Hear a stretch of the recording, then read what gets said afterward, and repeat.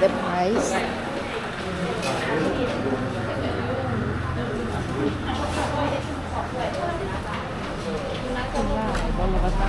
ต้องให้นางเสร็จแล้ว น้องบ่เคยขึ้นสันเทิงท่านขึ้นก็ดีคือกัน คือเราอันนี้ลงกดตรงนี้นะลงกดเต็ม ว่าท่านเทิงมันแคบอ่ะกดหลาย จะรอมี2 ห้อง เดี๋ยวขีบอันพี่มากเลยเนาะ ไข่แต่ละคำแดงจะไปกินแล้วคนแบบ แซมไปทุกอย่าง ได้เลยป่ะแซงบ่ได้หรือเปล่า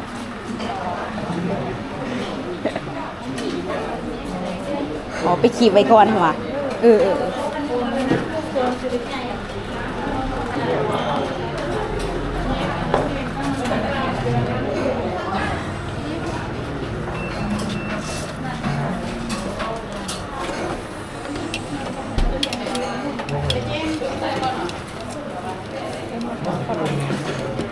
เอ็มมักพักกะลำว่ะ มันฝรั่ง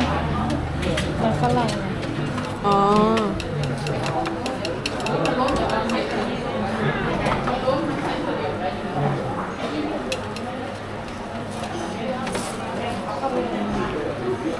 เดี๋ยวน้องขีบแล้วเอามาโถใส่น้ำกันก็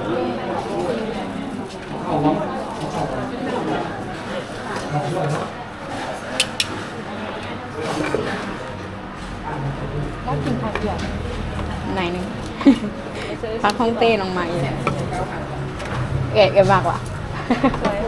พักเอ๋มากว่ะ ก็คือ ก็พักเจ้าขีบแล้วพักนี่ยังฮะ ตลอดจี ว่ะ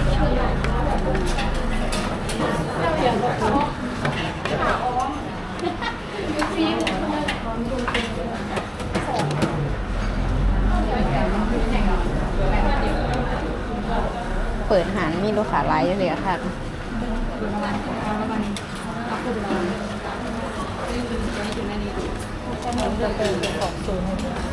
แม่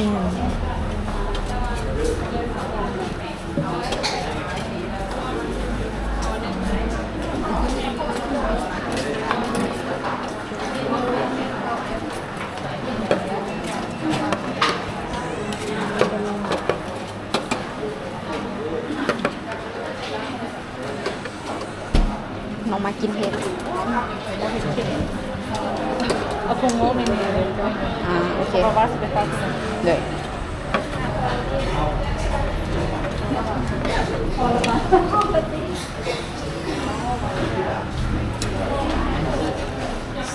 นี่พี่ผม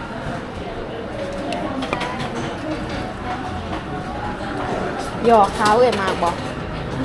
บอกน้องมาเดี๋ยวน้องดีดี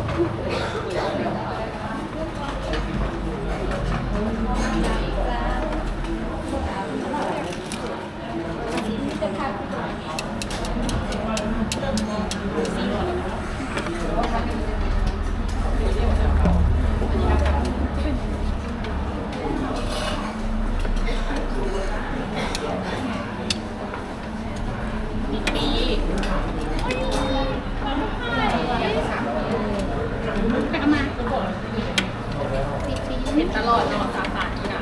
ท่านเล่เขาไม่ได้มาเป็นเดือนอะไรเอาอะโอ้ยังมาเจอกันเยอะโอ้ยังมาเจออีก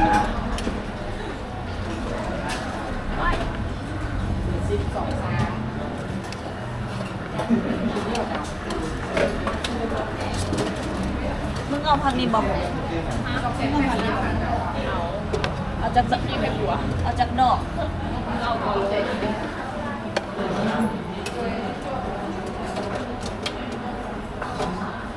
ปิดจุก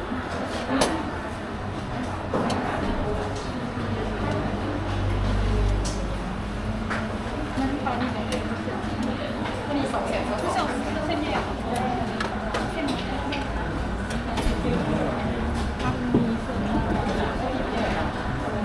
มีแต่โทรศัพท์มีแต่โทรศัพท์ สาบานไปแล้ว เซ็นวิอันนี้เวยมากโบ แหน่ได้บอก หนองยาปลาหมึก ตกเส้นมีนะอันนั้นแล้วก็แล้ว เด้เดี๋ยวเอาปลาหมึกก่อนเด้อ เอาปลาหมึก ร้ายเลยได้ดิ เอาลูกชิ้นได้ร้ายสักคน นี่วะเอาจากกัน เอาแต่มีนะ เอาปลาหมึกก่อนเด้อเดี๋ยวเอาเหรอวะ ยังเอาลูกชิ้นแล้วปลาหมึกพร้อมแล้วก็แล้ว เด้ตีนไก่เวยมากบ่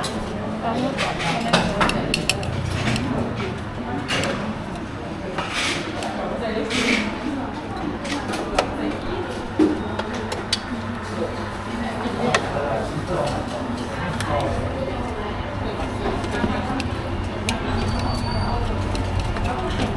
ว่ามันแข็ง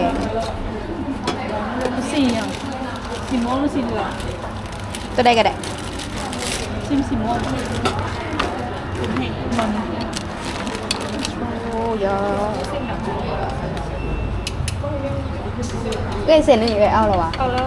เพราะว่าน้องมา อะไรอยู่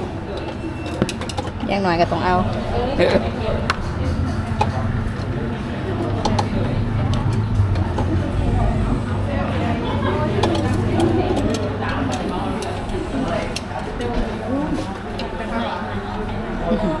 มีเส้นเลย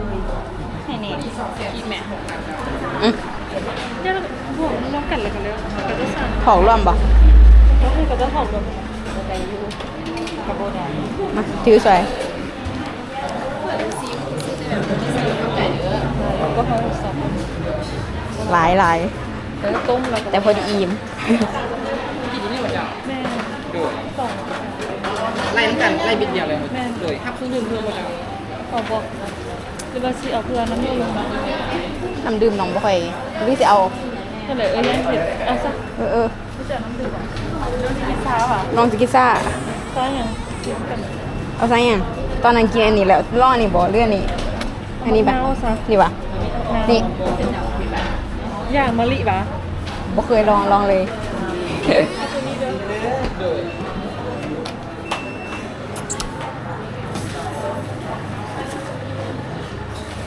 พอดี200,000กับ2,000จ้ะ ของเฮาอ่ะ บัตรคิว14กับ15เลยจ้ะ เขาคือกินหลายเลย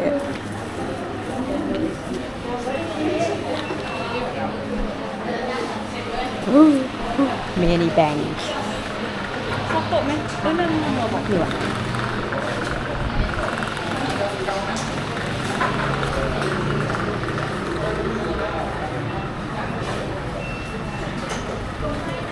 ลืมคิดว่าต้องสอโตะเต็มลืมแนมโตะไว้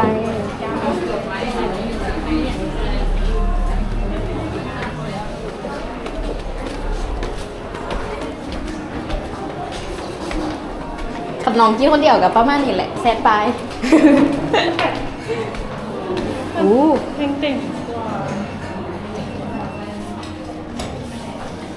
เต็ม ตัวนั้นก็เต็มเขานั่งขาก็ได้บ่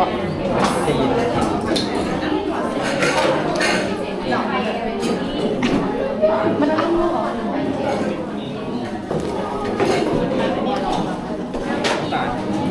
อู้มีสันเทิงนำบ่แก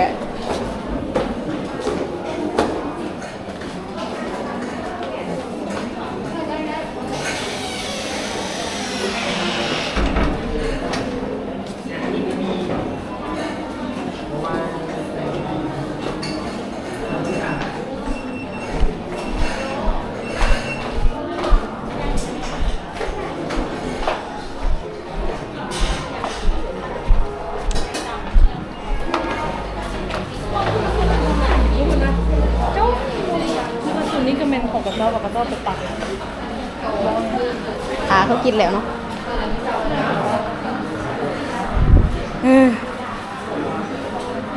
นั่งนี่ก็ได้วะนั่งถ่ายเฉยเลย น่าจะไปตักกับคุณ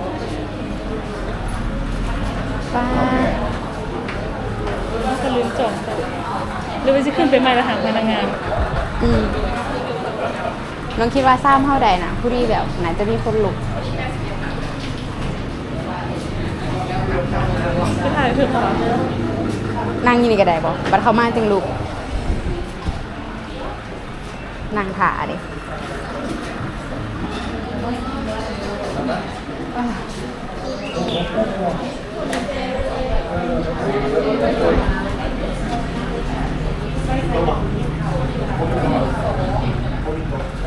โอเค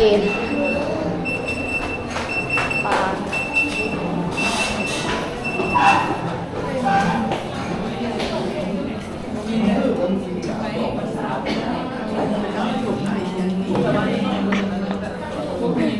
ตอนแรกหันวางนี่ได้ตอนแรก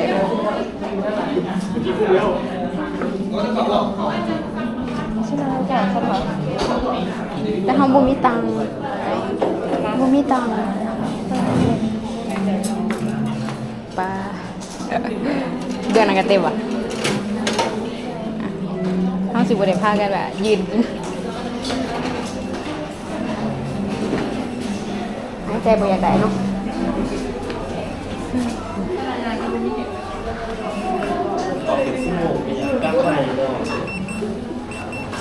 ไปยืนถามแล้วจะกินแล้วเลย เขาขึ้นเขาได้ละ อุ้ยดังแล้ววะย่างนะ แดงซื่อๆแต่บ่ดัง แต่ยังมาอยู่ เมื่อยเลยเด้ อันต้นโตเห็นได้บอกดูดแป๊บนึง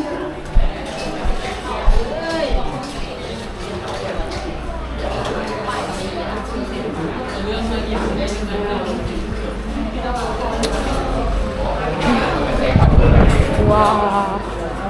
มาใหม่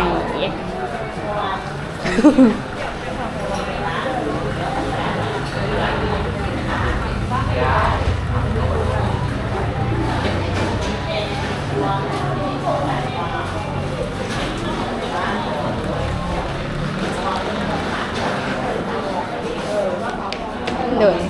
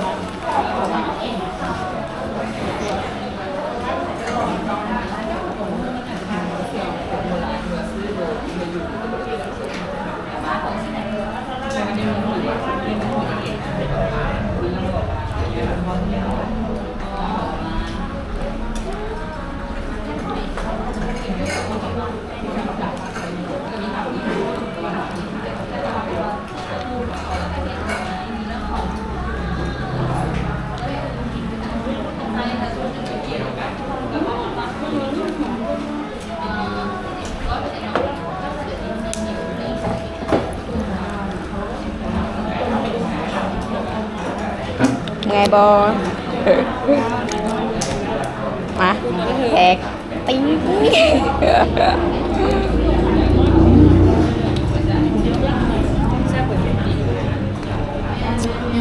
ซาซาดี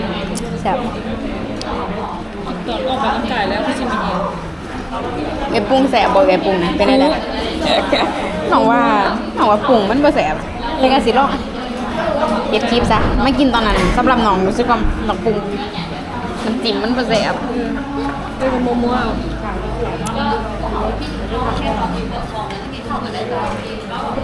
This is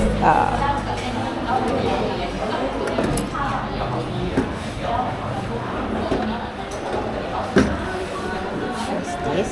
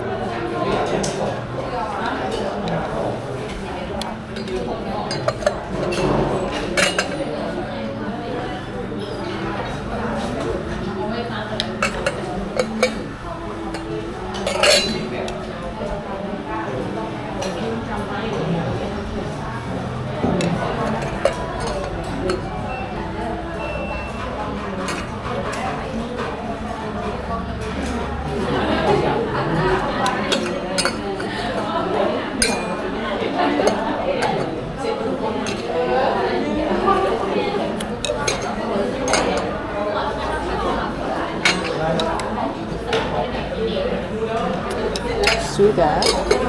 what it is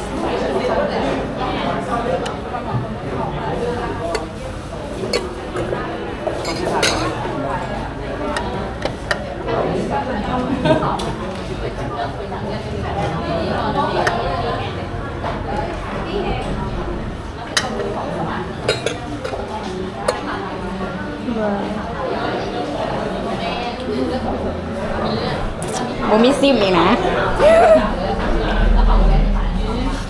มันอาจจะเป็นถ้วยหนึ่งแห้งถ้วยหนึ่งแผ่นน้ำ บอกท่านบ่เขาขีบหลายอยู่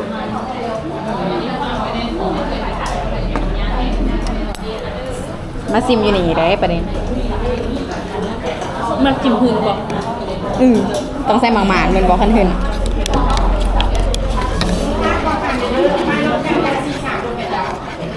โรแมนติก เอียงก็ 543 พวกเฮาสิบสี่ ไปหลุด 543ฝ่ายรถหนองโมเมนต์ดิ543ผู้จือหัวรถตัวเอง เห็ดแต่แซ่บดีแถวบ้านมันแซ่บอยู่แล้วเผาบุญจิ้นน่ะนะ เจ้าบ้านหนองบ่มี เขาจะอยากกินคูแล้วที่สิไปแถวต่างในไซส์แถวดงๆแล้ว แต่เมืองนาวมันมีอยู่อะ ใส่ซีอิ๊วเอาซีอิ๊วส้ม เฮ็ดขนาดไว้ อย่างเงี้ยเอง 543ฝ่ายรถหนองเท่าไหร่วะใส่อิ่วเนาะอยากเด็กแดดบางนาว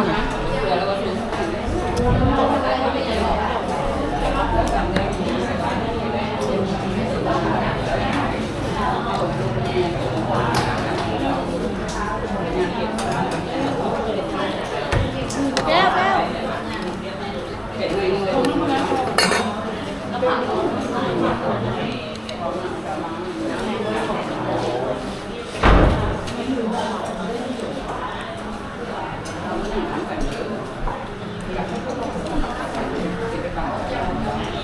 เบิ่งสองต่างประเทศมา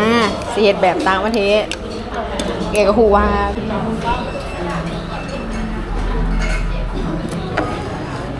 อุ๊ยเราเฮ็ดไป2ถ้วยว่ะ แม่เขาจะเผ็ดนั่นแหละเขาจะว่าน่าจะว่านั่นอีโมนึงเป็นน้ำเป็นแห้ง อันหนึงเป็นแหวอ่ะ โอ้ยยังให้เป็นแห้งลืมคิดอันแล้ว เว็บ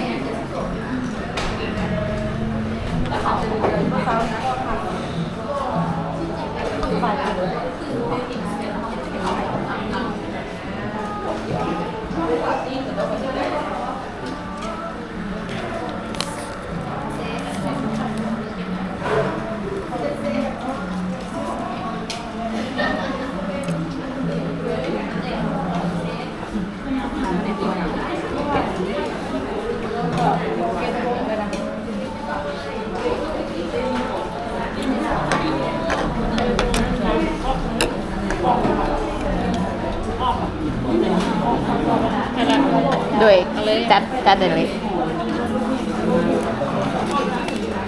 บ่ได้แบบมุกงามอิหยังขนาดนั้นนะ จวดไปเลย ตำมีตำเกิดแซ่บบ่ รู้สึกว่าน้ำเขาจะนัวเข้มข้นกว่าครั้งอื่นอะ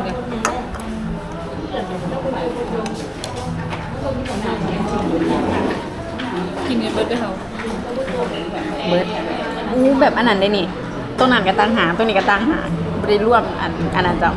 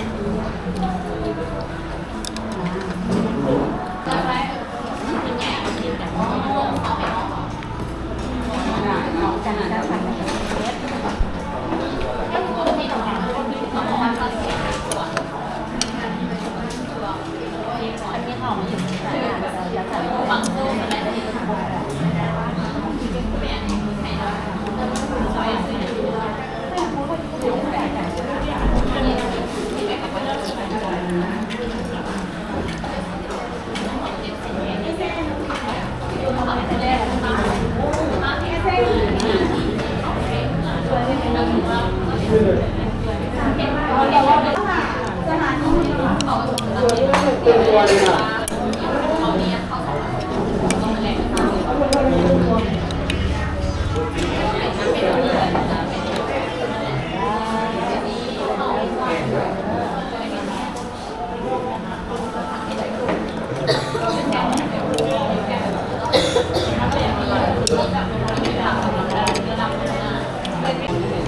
บมือขายหมดแล้วนะแล้วเป็นอาขายมันต้องแบบปีก10,000 กีบเป็นยังไงอย่าง10,000 กีบมันก็ให้หมาเลยเธอลูกค้ามาซื้อได้30 บาทนั่นเท่าไหร่ได้30 บาทกันเลย มันเปิดกวดขายหลายดิ สุดท้ายมันก็ซื้ออยู่แล้ว เรื่องแต่ว่าเจ้านี่เมื่อกี้เคยซื้อเหมือนกันแล้วก็มักซื้อแบบว่ามาซื้อที่เอาหนึ่งสินะแล้วก็ชิโดบอกเปลี่ยนเจ้าซื้อแบบสิกับนี้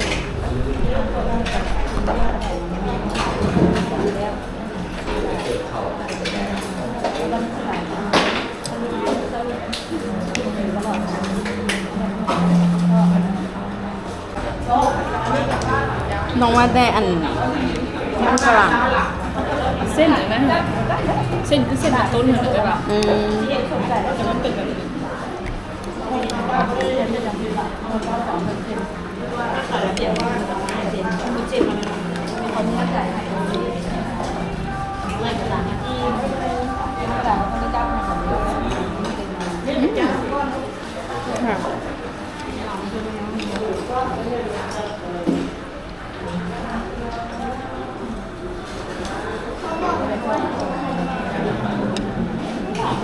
น้องว่ามันโบเพคือแต่ก่อนตอนน้องมาตอนมันรู้สึกว่ามันมีอันบอกว่า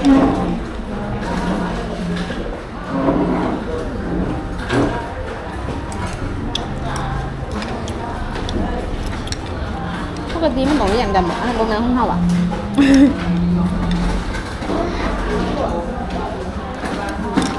รู้สึกว่ามันต้องเรียนกันเลย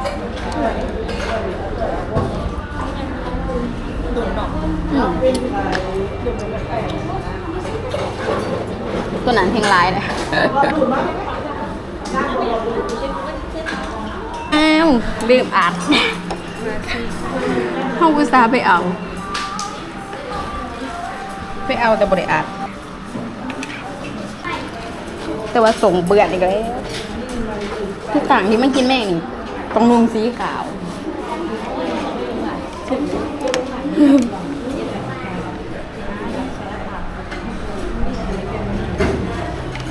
กินดึงอะไรได้น้องบ่มาก ซีนนี่แบบเอาไปกินแบบตาเสือก็เอาอะไร น้องบ่มากไปได้ เสือก็เอาเป็นอย่าง น้องบ่ค่อยมากินเสียงสัตว์ไปได้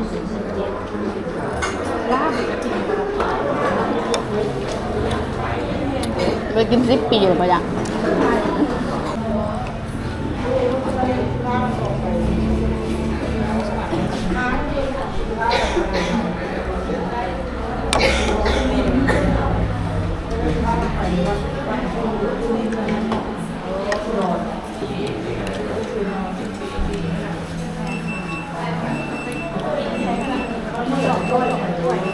อย่างตัวนี้ได้ดอกละ